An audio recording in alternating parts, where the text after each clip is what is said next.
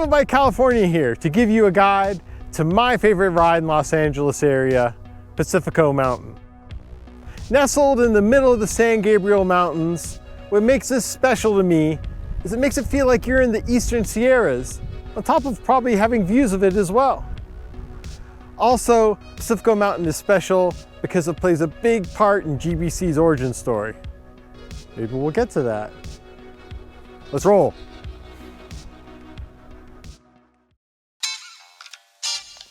Since I asked, Gravel Bike California was a small Facebook group in June of 2019 when one of the members wanted me to revisit a recent ride to Pacifico Mountain. So I opened it up to the group and people I never met showed. So every month I hosted a Send It ride, which grew slowly but picked up a lot of steam in 2020 until the pandemic hit.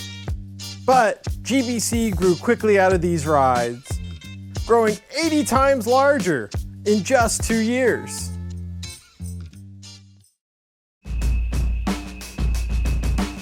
I'm in love with this nearly 40-mile loop, even though less than half of it is dirt. But it is composed of many memorable segments. We parked off of Angeles Forest Highway by the intersection of Upper Big Tujunga for what is a proper warm-up. It's a steady 10K climb on the highway, which is an efficient way of knocking off some of the 5,000 feet total of climbing early. Angeles Forest Highway is quiet relative to the other thoroughfares in the Angeles National Forest as you begin by following Mill Creek. At the halfway point, the road transitions to big sweeping curves, altering your scale as spotting the fire station ahead takes much longer to close in than it appears. It isn't hard to miss the turnoff at Mill Creek Summit, and it should be apparent not to turn off onto Mount Gleason Road, although that's a worthy climb as well. Just past the fire station, I always turn off into the parking lot for a chance to refill, use the bathroom, or whatever fits our needs. Did you get that out of the trash? I did. Okay, cool.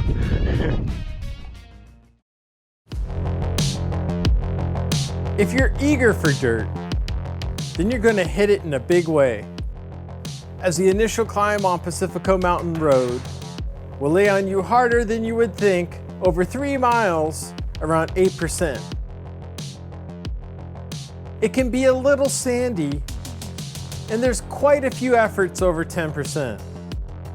But I've always been able to climb it without having to put a foot down. Barely. Bottom line, you gain elevation fast and probably don't notice you've crossed mile-high status along the way. But around each switchback, the views out towards Antelope Valley constantly get heightened. The road is normally closed to traffic, although this was my first experience with the opposite.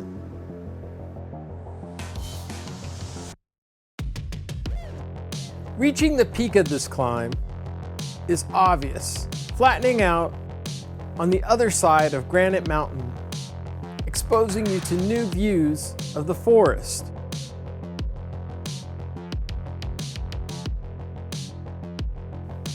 Still, it's good to look back, as the one behind you isn't bad either. First impression, Rose, what do you think of this view? Unbelievable. One of a kind. Vic, can you believe it? I can't believe it. Can someone be grounded here, please? Nah. Continuing east on Pacifico Mountain Road, it's a couple of kilometers of rollers that trend upward, but you're drawn more to the landscape, now containing a larger variety of features. The turnoff to the peak of Pacifico Mountain is well noted and is the hardest portion of the ride. And not just because the listed distance is a half-mile short. The surface starts out decent, but after you cross the Pacific Crest Trail, conditions fluctuate more between loose and chunky.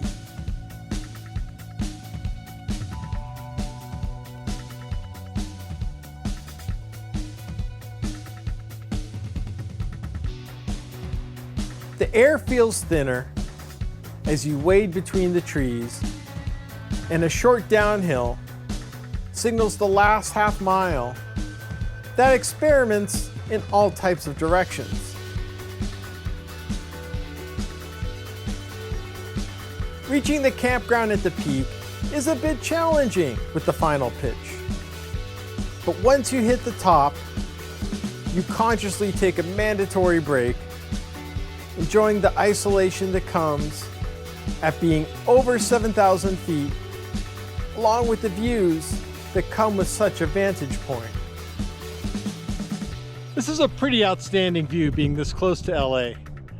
Not only do you see the Eastern Sierras out there, but if you look closely, you'll find Edwards Air Force Base and that little church from Kill Bill.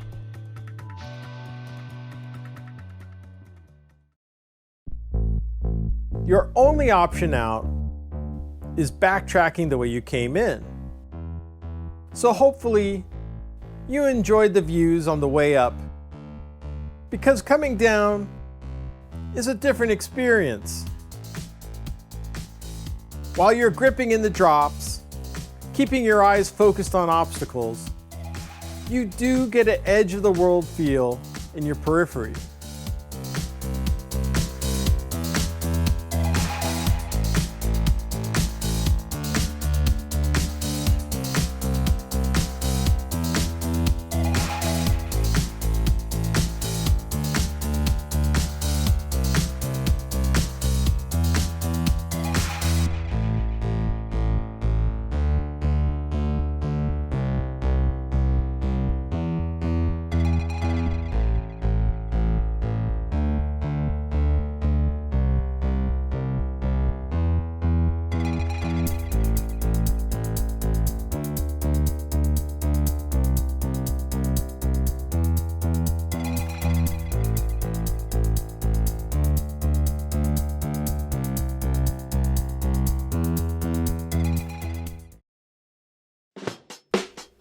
Returning to Pacifico Mountain Road, your loop continues clockwise with more downhill daredeviling in front of you. The next 3 miles is a different type of descent, with longer arcing turns, letting you release the brakes a bit more, as well as wider panoramas with more trees staying away from the south face. Normally, you have to keep an eye out on this stretch for debris and boulders. But this was my first time riding it. But the road was clear enough that vehicles could pass. Making your way past the regularly blocked gate, you dip into Adler Saddle, where you transition ahead to pavement. It's only a kilometer of on-roading, with a few pitches in the double digits. But keep your eye out on your right to make out your next segment of dirt. Once again, you have another fun section of downward off-road action, as the next 2 miles brings a welcoming return of shade. Conditions vary on this stretch, depending on the time of the year. But the slope is on the milder side, lowering the risk. But once again, the beauty can be a distraction. As you playfully avoid the exit gate, you transition onto what is technically pavement, but beat up enough that gravel bikes are the right play here. If you're running low on H2O, then it's good timing coming up on the fire department, as this reliable water fountain is your last chance to refill along the loop.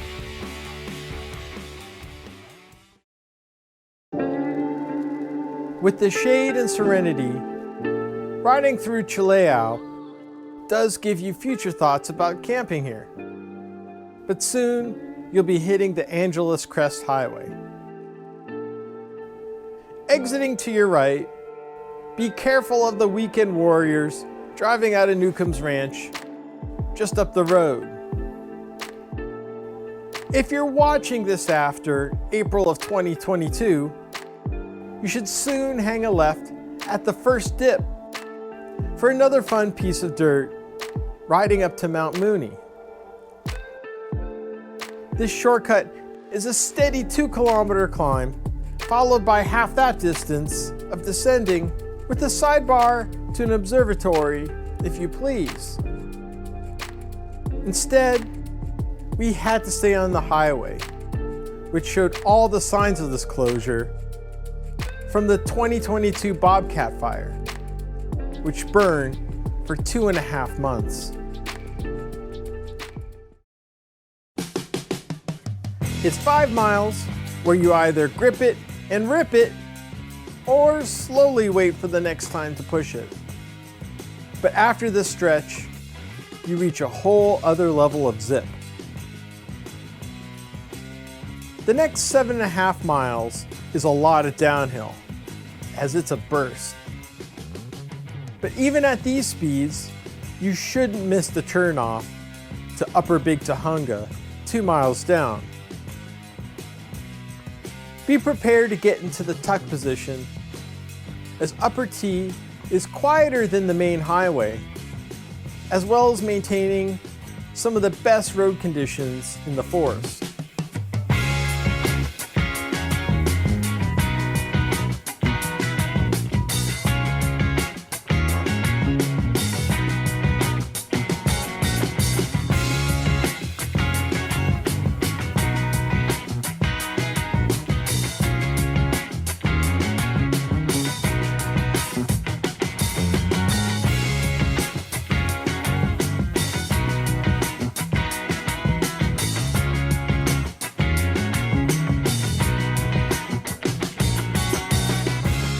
Your biggest foe heading west is the likely headwind, which rears its head as the descent flattens out.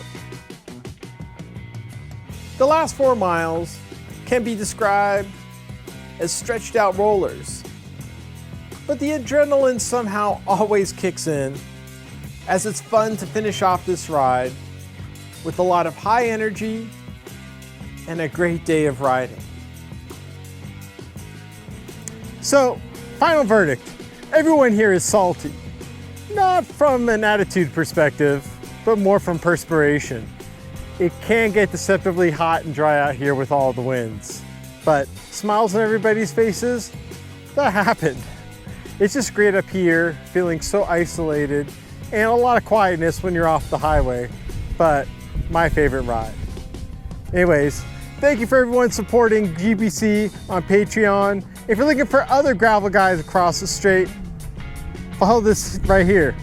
Anyways, please subscribe, and we bring you more from State of Dirt.